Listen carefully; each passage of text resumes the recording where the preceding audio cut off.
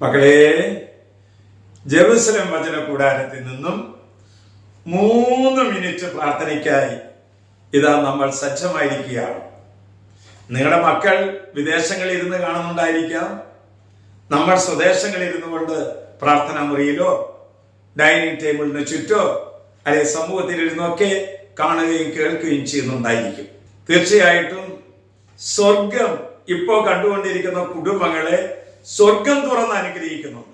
അച്ഛനല്ല പറയുന്നത്, സ്വർഗം തുറന്ന് നിങ്ങളെ അനുഗ്രഹിക്കുന്നുണ്ട്. കർത്താവിന്റെ ഒരു വചനം കേൾക്കണ്ടേ? പ്രഭാഷകന്റെ പുസ്തകം 35-ാം അധ്യായം 17-ാം വാക്യം.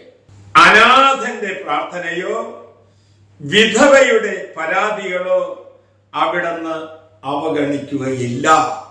ഓ എന്റെ മക്കളെ, വിധവകളായിരിക്കുന്ന മക്കൾ ധാരാളം ഇതിൽ പങ്കെടുക്കുന്നുണ്ട്.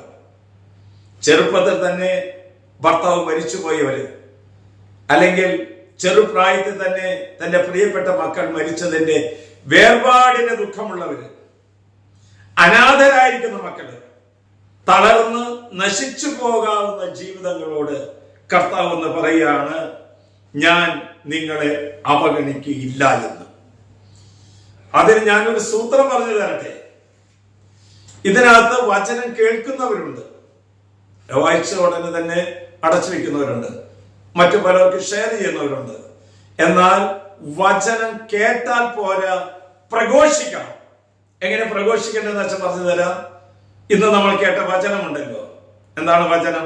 പ്രഭാഷകൻ 35:14 ഇങ്ങനെ പറയണം, അനാഥന്റെ പ്രാർത്ഥനയോ വിധവയുടെ പരാതികളോ അവിടുന്ന് അവഗണിക്കുകയില്ല. ഇതിനെയാണ് പ്രഘോഷണം എന്ന് പറയുന്നത്. ഈ പറയുന്ന വചനം നിന്റെ വീടിന്റെ അകത്ത് നിന്ന് 3 പ്രാവശ്യം നീ പ്രഘോഷിക്കുക. ദൈവം നിന്റെ പ്രാർത്ഥനയ്ക്ക് ഉത്തരമരുളും.